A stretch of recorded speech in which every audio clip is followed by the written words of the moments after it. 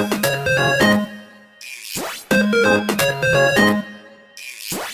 morning everyone, welcome in this class. Today we will start our chapter number 8, that is rural livelihood. In this chapter we will focus on different kinds of diversities in our life, and we will also discuss about how living in different region has an effect on the work people do, the kinds of plants, trees, crops or things, how they become important for them.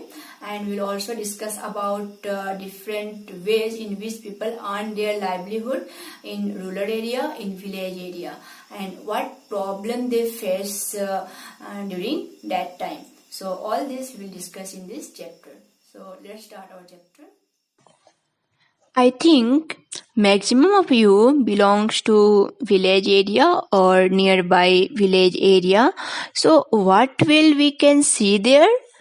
We will see most of the people there working on the field, agricultural field, and we will see that some of them they will be busy in cattle rearing, some of them will be busy in making baskets and all. We can see even small shops there, so some few shopkeepers also we can find there. So in that way, if we can see, take an example of a village in Tamil Nadu, as in your book there is one example of Kalpattu village. We will see there 90% people, anyway some way or another, they will be busy in the agricultural field. So what can we see, what can we tell from them? The conclusion we can come to that is agriculture is the main occupation in the village areas or rural areas. Now if we see the agricultural field also, we will find that everybody is not working at the same level.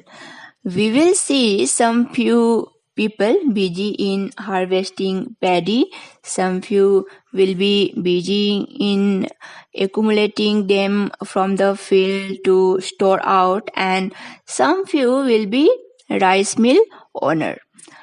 They will be selling it out, they will be accumulate those rice or paddy, they will be collecting them from the farmers, those who are working at the field. From them they will be buying that, and they will utilize those products in their rice mill, and then they will sell rice in the local market, or they will sell in the city areas, urban areas. So in that way, if we see that, we can divide even the agricultural field, agricultural sector into 3 parts. One is agricultural laborers, next are the small farmers, and the third one is the big farmers. Now we will discuss all of them with an example, as it is in your book. Think of a village, small hills around it, beautiful green village. We will find some ladies, those who are working as daily laborer, they paying daily. They have some time seasonal, whenever it is a time, it is a season for cultivation, for paddy, for rice. They are getting their jobs in the agricultural fields. These ladies mostly they work from morning 8 to evening 5 or 6 o'clock till the sun is there, and they are usually paid very little against their whole day work, whatever the labor they are doing. their payment is low. Most of these people not only women, some few men are also working at the same way. These people, they are landless, they don't have any land of their own. So what they do for their living? They need to depend on others, those who have their land. In our chapter, there is a lady named Tulsi. Now, this lady helps her husband in household chores. She has to go for work seasonal, maybe sometime in a year when there are some work for her in the agricultural field. So she is joining there as an agricultural labor. They are paid in different ways. Whether they are paid by cash, very small amount, or sometime even they get a share of the crop they are harvesting. They are harvesting there in the field. They are getting a share of those yield, whatever they are yielding in the agricultural field. Now, these small laborers, those who are agricultural laborers, so one point about them, what we find, they are landless. They work really hard under the supervisor. Now, who will be the supervisor? Definitely someone who is the owner of the land. Sometimes even some small landowners, those landowners also, they are also engaging agricultural labor. Their life is really not good. Most of the time they are depending on the landlords, people, those who are giving them work. As they never have enough money in their hand, they always depend on the money lenders, and these money lenders, they are giving them loans at very high interest rate. So how much they are working, how hard they are working, they are never able to pay it back to their money lenders on time or any time. These agricultural laborers don't have their own land. Many a time we find that they are seasonal migrant. Seasonal migrant, that means in a particular time in a year when they don't have any work in their hand in the village areas or rural areas, they are coming to the nearby cities to get some work for their livelihood. That time we can find that they can work like for anything, for to get some money for particular time period in a year they are working. So this type of agricultural labors we find, we even call them as migration. They are changing their place to get their livelihood. Even this happened that they keep their family there in the village, and the main earning member of the family, the male person who is migrating to the nearby cities, for sometimes they earn something, and then again at the season when there is some work in the agricultural field, they are going back to the village. They join their family as well as to the village labor to work on the agricultural field. So they are master in this case. They know their work better, but their life is really miserable. As they don't have any land of their own, they cannot claim anything on the production, whatever the crop producing from the land. They cannot claim anything on that. So they just work to get some money to earn their livelihood. Some few of them, they have some animals, but as I told you that their life, they are very poor people in the village. They even cannot feed, cannot buy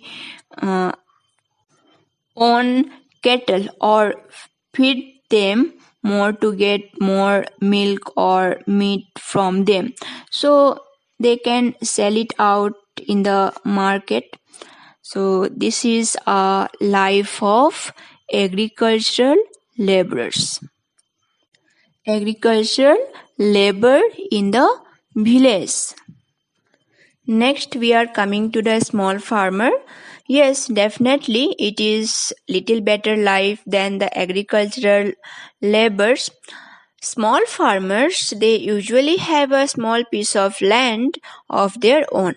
But as they don't have any scientific agriculture machines or techniques, whatever it is invented now to get more production, they don't have any control on them because they don't have money. So they also depends on the money lenders or the big farmers. Small farmers, they usually the family members only, they work on the field to produce paddy or rice, but at the same time, sometime in the season when the work is more, they hire some of the agricultural laborers on their field also. Now, why the small farmers also deprived? The main reason is when it is the time to harvest, the time for harvesting paddy on the field, that time they need money. They need money for many things. They need money for seeds. They need money for fertilizers, buying fertilizers. They need money to even pay these agricultural laborers, even to hire a tractor which can help them to get good yield from the field. For all these regions, they need money. These small farmers, they need money. Now these money lenders at a village, they are charging a lot of interest from these poor people, and without even any, they don't have that much of education that they can even calculate that exactly how much they have paid, and it is ought it to pay that much or not. They are mostly depending on the money lenders for calculation part, and as a result, they never end this. Their loan procedure never ending.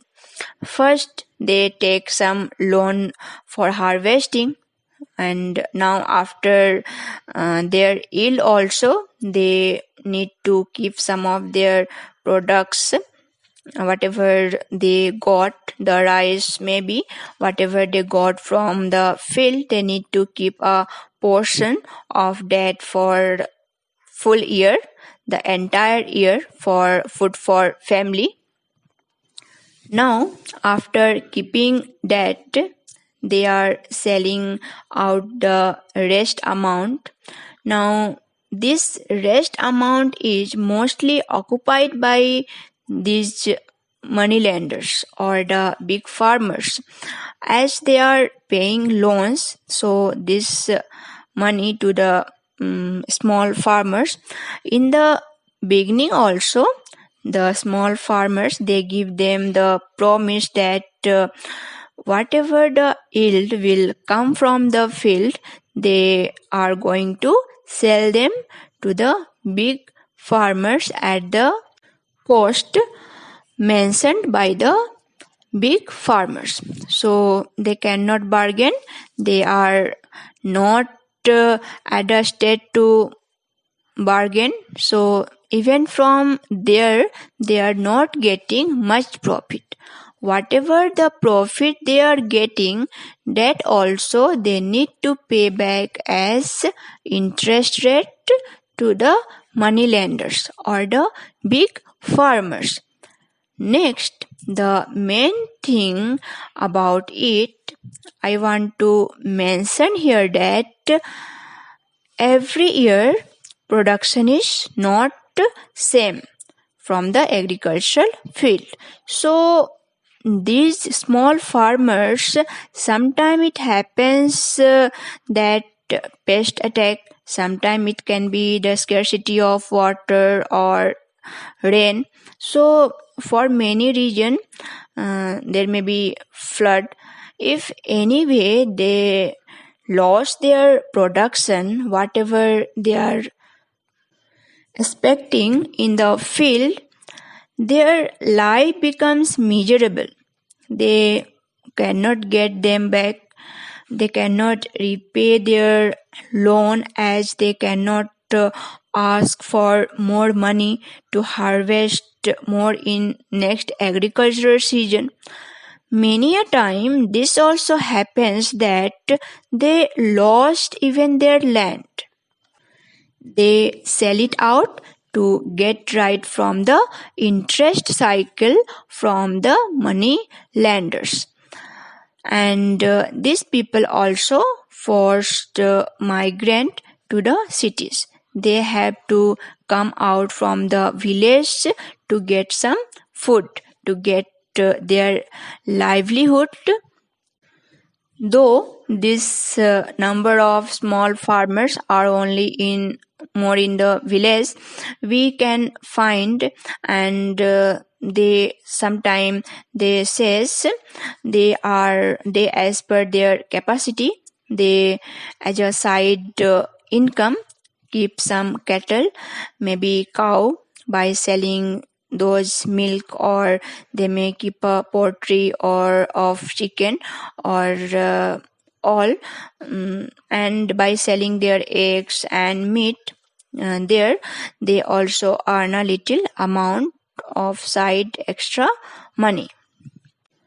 And mainly at the time when the agricultural season is no more, and that point of time they are earning from this, they are earning their side income for their family using their cattle, mainly the cow or the chicken or some animals like goat and others also. They keep to sell their products to the nearby areas, to the neighborhood in the village itself. So this is all about the life of small farmers and agricultural laborers. So this much for today. We will continue this chapter in our next class.